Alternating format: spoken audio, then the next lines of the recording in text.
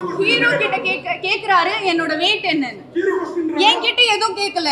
என்கிட்ட கேரக்டர் பத்தியும் படத்தை பத்தியும் எதுவும் கேட்காம டைரக்டா இன்டைரக்டா கேக்குறீங்க என் வெயிட் என்னன்னு. அது எப்படி கரெக்டா இருக்கும்? அது தப்பு தாங்க. அது ஒரு ஸ்டூபிட் क्वेश्चन தான். அதனால தான் நான் இப்போ ரியாக்ட் பண்றேன். அவங்களை எப்படி தூக்குனீங்க? நெக்ஸ்ட் நீங்க வேற என்னலாம் கேட்பீங்க? நீங்க ஸ்பெஷலைஸ் பண்றீங்க ஒரு ஃபீமேல் கேரக்டர்ஸ். அது எப்படி கரெக்டா இருக்கும்? என்ன எனக்கு தமிழ் தெரியாது. நான் இங்க தான் படிச்சது. எனக்கு எல்லாம் தெரியும். இது ஜர்னலிசமே இல்ல. ஃபர்ஸ்ட் ஆஃப் ஆல் நீங்க பண்றது ஜர்னலிசமே இல்ல. உங்க ப்ரொஃபஷனுக்கு அது ஒரு டிஸ்கிரேஸ்.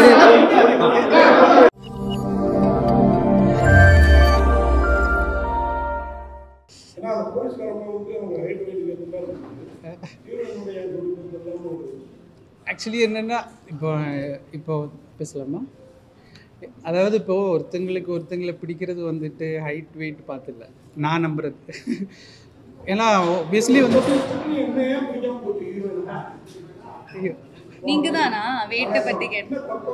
என்ன தப்பா கேட்குறேன்னா நீங்க என் வெயிட் கேட்டீங்க. நீங்க தானே என் வெயிட் கேட்டீங்க. உங்க வெயிட் என்ன?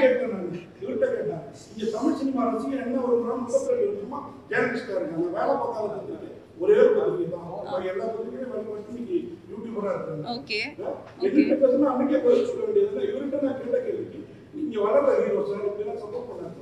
ஓகேங்களா? நான் எந்த தப்பாவும் கேட்கல. எல்லாம் வழக்கமா கேட்கறது. வெயிட்டை கேட்டா எனக்கு ஒண்ணு ஏன் வெயிட்டை கேட்கறீங்க? நான் நினைக்கிறேன் அவர் தூக்குனாரு. ஒரு சிரமம். நீங்க பேசி முடிச்சிட்டு சொல்லுங்க. நான் சொல்றேன். சிரமமா இருந்ததா எப்படி? ஏன்னா ஒரு தமிழ் புரியல. இன்ட்ரெஸ்டிங்கான क्वेश्चन. என்ன இன்ட்ரெஸ்டிங்கான क्वेश्चन? கொஞ்சம் பூசி நான் கேக்குறேன். எனக்கு நல்லா ஞாபகம் இருக்கு நீங்க என்ன கேட்டீங்கன்னா. சார் ஒரே நிமிஷம் முடிச்சிட்டீங்க. நான் சொல்றேன். பூசி மொழின மாதிரி இருக்காங்க. என்ன வெயிட்? இங்க புஷ்பூர்ல இருந்து சரிதா வளர்க்க போறாங்க. அப்படிலாம் சொல்லல. நீங்க ஹீரோயின் வெயிட் என்னன்னு தான் கேட்டீங்க. அது ரொம்ப டிஸ்ரெஸ்பெக்ட்ஃபுல்லான கேள்வி. நான் உங்கள்கிட்டயே டைரக்டா சொல்றேன். Okay sir.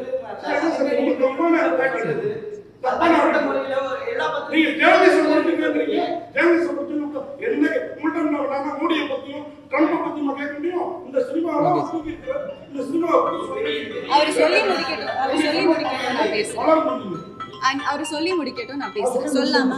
நீங்களும் சொல்லிட்டீங்களா? சரி.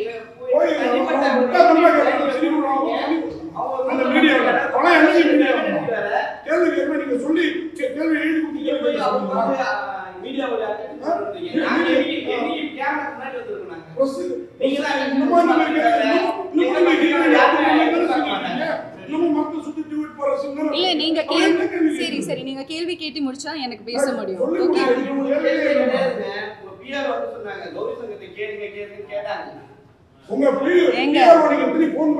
ஒரே நிமிஷம். சரி நீங்க பிரஸ் மீட் எங்க படத்தை இல்ல சார் புரியுது. கேள்வி நான் பேர் எடுத்தேன். எனக்கு கேள்வி ஓகே. நான் இப்ப சொல்லலாம். என்ன சொல்ல பேச விடலன்னா நான் எப்படி பேசுறது? நான் பேச விடலாமா சார்? நான் நீ பேச விடல என்ன? சரி நீங்க அன்னைக்கு ஹீரோ கிட்ட கேட்டீங்க. அவங்க இப்படி அவங்களை தூக்குறீங்க. அவங்களுக்கு எவ்வளவு வெயிட்? அது ஒரு ஃபர்ஸ்ட் பாடி ஷேமிங். அது பாடி ஷேமிங். நீங்க பேசும்போது நான் உங்களை இன்டரப்ட் பண்ணல. நான் பேசுறேன். நீங்க இன்டரப்ட் பண்ணாதீங்க.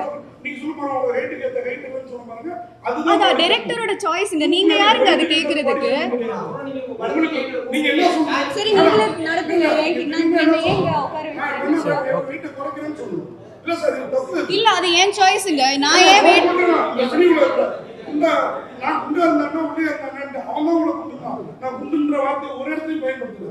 அவங்க எவ்வளவு வெயிட்னா அது ஒரு ஸ்டூபிட் क्वेश्चन தாங்க. நான் உங்களுக்கே சொல்றேன். அது ஒரு ஸ்டூபிட் क्वेश्चन தாங்க. அது என்ன கேள்வி அது? சார் நீங்க அது என்ன கேள்வி? நான் ரொம்ப ரெஸ்பெக்ட்ஃபுல்லா கேக்குறேன் சார். நான் உங்களை ரொம்ப ரெஸ்பெக்ட்ஃபுல்லா பேசுறீங்க. நீங்க கத்துறீங்க என்கிட்ட.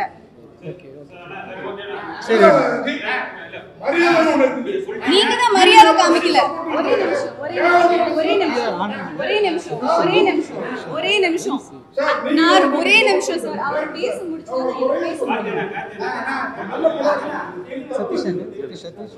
ஒரே நிமிஷம். நான் I am the only woman in this place. இப்படி கத்துறாரு. இவ்வளோ there is no women here.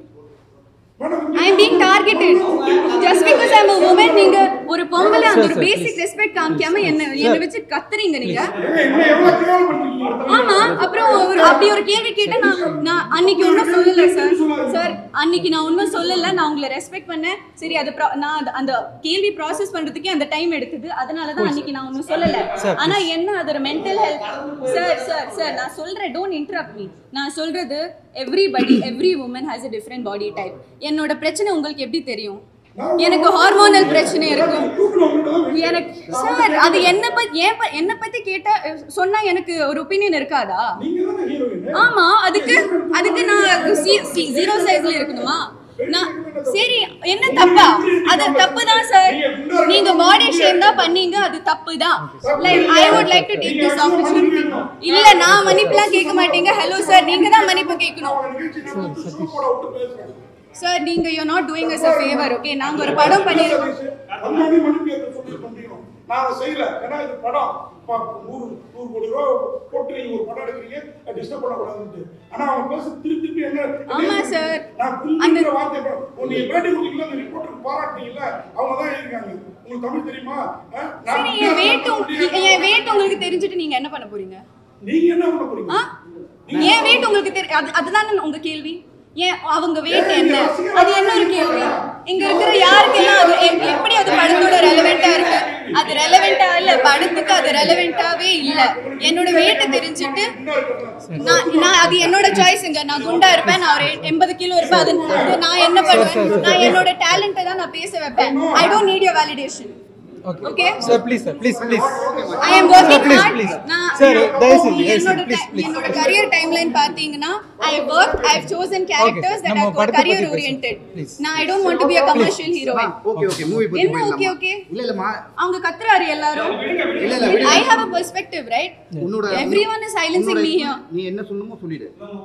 அது எப்படி இன்டர் பண்ணிட்டு கத்திக்கிட்டே இருக்காரு? I am saying to all the press here, with all due respect, நீங்க எல்லாரையும் நான் generalize பண்ணல. I am not generalizing, but normalizing body shaming. அது ஏன் ஒரு ஆக்ட்ரஸஸ்க்கு எப்பவுமே ஃபீல் ஆகுது? எப்பவுமே அது கேள்வி ஏன் வந்துட்டு இருக்கு?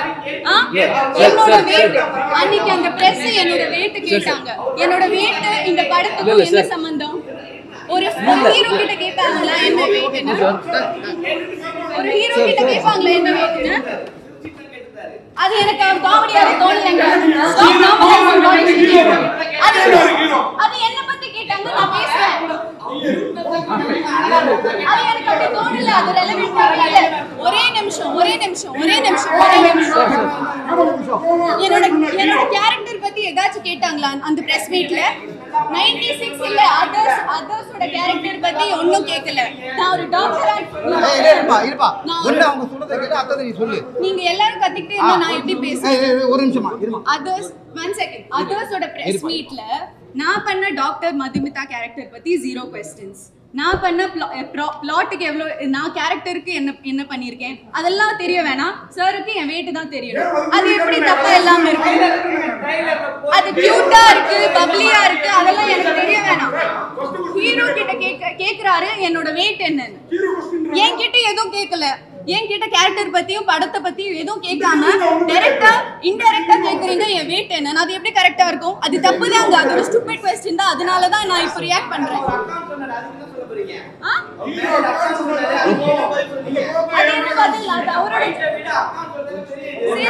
அது அவரோட ஒப்பீனியன். ஆனா அவங்க வெயிட் என்ன, அவங்கள எப்படி தூக்குனீங்க, நெக்ஸ்ட் நீங்க வேற என்னலாம் கேட்பீங்க? நீங்க இப்படி செக்ஷுவலைஸ் பண்றீங்க ஒரு ஃபீமேல் கேரக்டர்ஸ். அது எப்படி கரெக்டா இருக்கும்? என்ன அது நீங்க இங்கிலீஷ்ல கேட்டீங்க என்ன வெயிட்னு. என்ன எனக்கு தமிழ் தெரியாது, நான் இங்க தான் படிச்சது. அப்படி just because I not from எனக்கு எல்லாம் தெரியும். இது ஜர்னலிசமே இல்ல. ஃபர்ஸ்ட் ஆஃப் ஆல் நீங்க பண்றது ஜர்னலிசமே இல்ல. உங்க ப்ரொஃபஷனுக்கு அது ஒரு டிஸ்கிரேஸ். ஒன் செகண்ட் இருப்பா. படத்தோட கேள்வி இருக்கா? படத்தோட கேள்வி எதுனா இருக்கா? படத்தை பத்தின கேள்வி இருக்கா? இருப்பா சைலண்ட். படத்தோட கேள்வி எதுனா இருக்கா? படத்தை பத்தின கேள்வி இருக்கா? படத்தை பத்தின கேள்வி எதுனா இருக்கா? படத்தை பத்தின கேள்வி கேளுமா. அதான் படத்தை பத்தின கேள்வி. எல்லாரும் கொஞ்சம் அப்படியே ரிலாக்ஸ் ஆயிட்டு பேசுவோம். ஏன்னா நம்ம எல்லாரும் அன்பா பேசி நல்லபடியாக ஓகே ஓகே ஓகே புரியுது. ரெடி படம் சம்பந்தமா கேளுங்க. படம் சம்பந்தமா கேளுங்க. ஓகே பேசலாமா? பேசலாம் சார். படம் சம்பந்தமா பேசலாம். இருக்கு கீழ இருக்கு. அதான் ஓகே ஓகே சொல்லுங்க. கேளுமா, படத்தை சம்பந்தமா கேளுங்கம்மா. ஸ்க்ரீன் பிளே இல்லை சார், அப்படியெல்லாம் வந்துட்டு நம்ம ரெஃபரன்சஸ் எல்லாம் அப்படியெல்லாம் எடுக்கலை. ஆனால் வந்துட்டு ஒப்வியஸ்லி நம்ம வந்து ஒரு எடிட்டிங் பேட்டர்னில் நான் ஒரு எடிட்டராக ஒர்க் பண்ணியிருக்கிறதுனால மேக்ஸிமம் வந்துட்டு ஆடியன்ஸுக்கு என்டர்டெய்னிங்காக இருக்கணும், அந்த ஒரு லேக் பாயிண்ட்ஸ் எதுவுமே இருக்கக்கூடாது, அந்த ஒரு விஷயத்தில் நான் வந்து ரொம்ப ஒரு முக்கியத்துவம் கொடுத்துருந்தேன். ஸோ அது ஒரு ஸ்க்ரீன் பிளே ஒர்க் பண்ணும்போது அங்கேயுமே வந்துட்டு அந்த ஒரு பேப்பர் ஒர்க் நல்லாவே பண்ணியிருந்தேன்.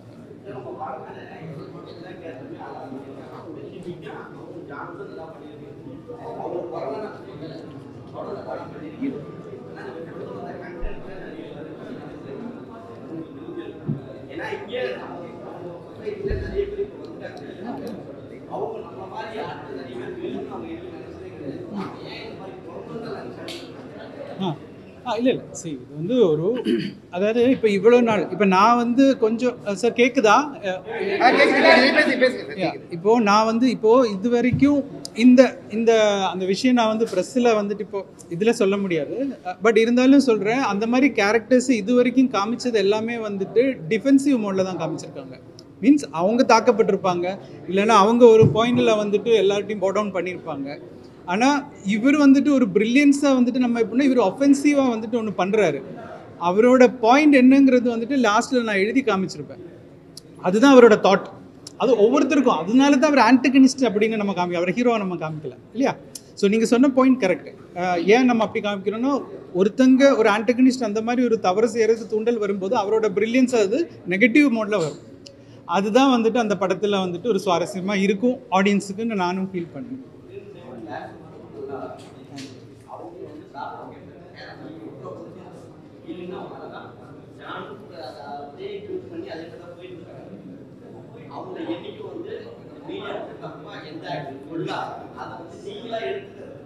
இல்லை சார், அது போகிற சின்ன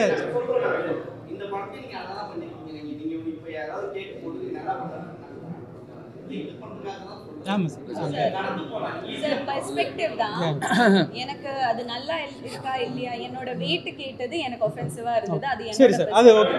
உங்களோட பெர்ஸ்பெக்டிவ் படத்தை பத்தி கேள்விக்கு வந்து அவர் again and again is bringing that up.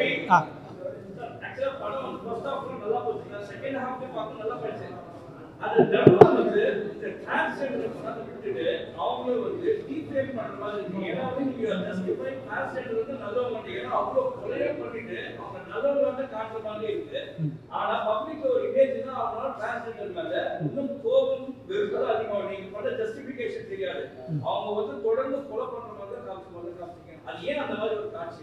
இல்லை சார், இப்போது அந்த கேரக்டர் வந்துட்டு ஒரு ஆன்டகனிஸ்ட் தான், அப்போ கண்டிப்பாக வந்துட்டு ஒரு நல்ல விஷயம் அவர் செய்ய மாட்டார். பட் ஆனால் அந்த ஆன்டகனிஸ்ட் உருவாகிறதுக்கு காரணம் என்னென்னா, சொசைட்டியில் சில விஷயங்கள் வந்துட்டு அவருக்கு பாதிக்கப்பட்டது. அப்போது அவருக்கு என்ன தெரியும், அவர் வந்து அவரோட எஜுகேஷன் என்ன நம்ம இதில் காட்டியிருக்கோம் இல்லையா? அப்போ அந்த எஜுகேஷன் வந்துட்டு அவர் ஒரு சரியான விஷயத்துக்கு பயன்படுத்துறதுக்கு பதிலாக தவறான விஷயத்துக்கு பயன்படுத்திட்டார்.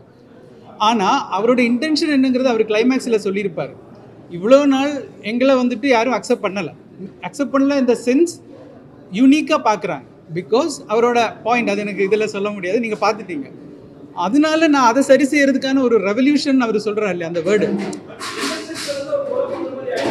ஆப்வியஸ்லி அவரை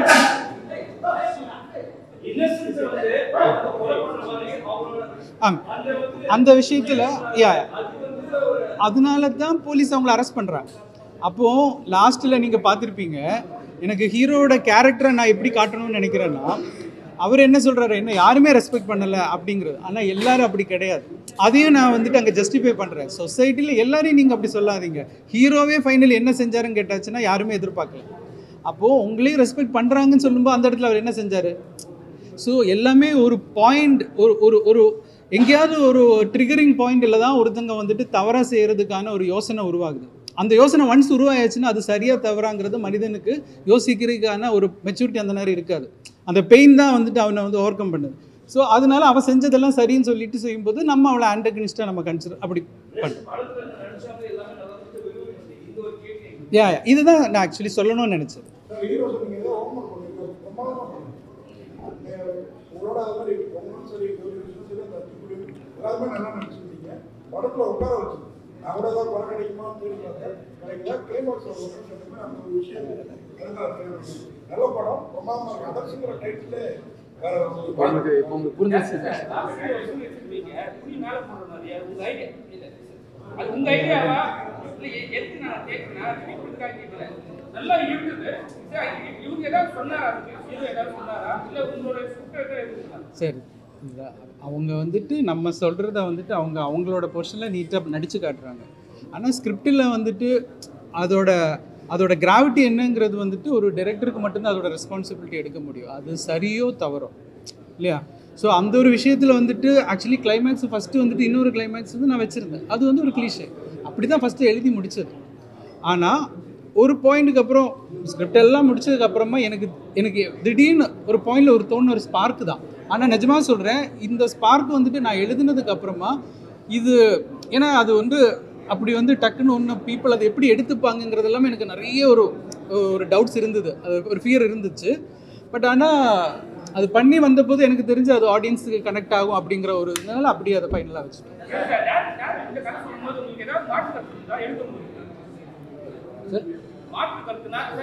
இல்ல அது மாற்று கருத்து எனக்கு தெரியும். இதை எடுக்கும் போது மாற்று கருத்து ஹலோ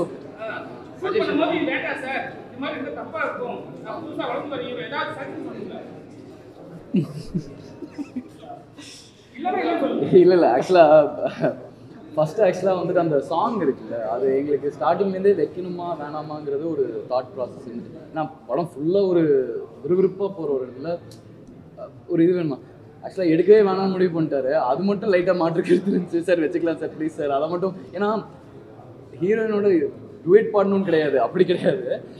ஏன்னா இந்த கேரக்டர் பார்த்தீங்கன்னா நீங்கள் படம் பார்த்துட்டீங்க எல்லாரும், கேரக்டர் வந்துட்டு ஒரு போலீஸ் எப்படி இருப்பானோ அதே மாதிரி தான் படம் ஃபுல்லாக அதை நான் மெயின்டைன் பண்ணுவோம். டக்குன்னு உடைக்க முடியாது. அதை ஜஸ்ட் பிகாஸ் நான் ஒரு இதோட இருக்கேன்னா அதை நான் டப்புன்னு ஒரு ரீசனே இல்லாமல் நம்ம அந்த போலீஸ்லேருந்து வெளியே வர முடியாது.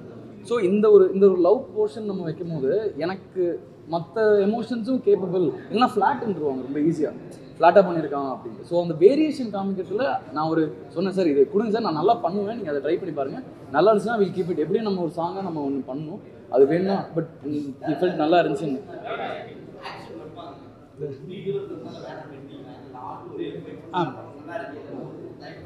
நல்ல பாயிண்ட் சார்.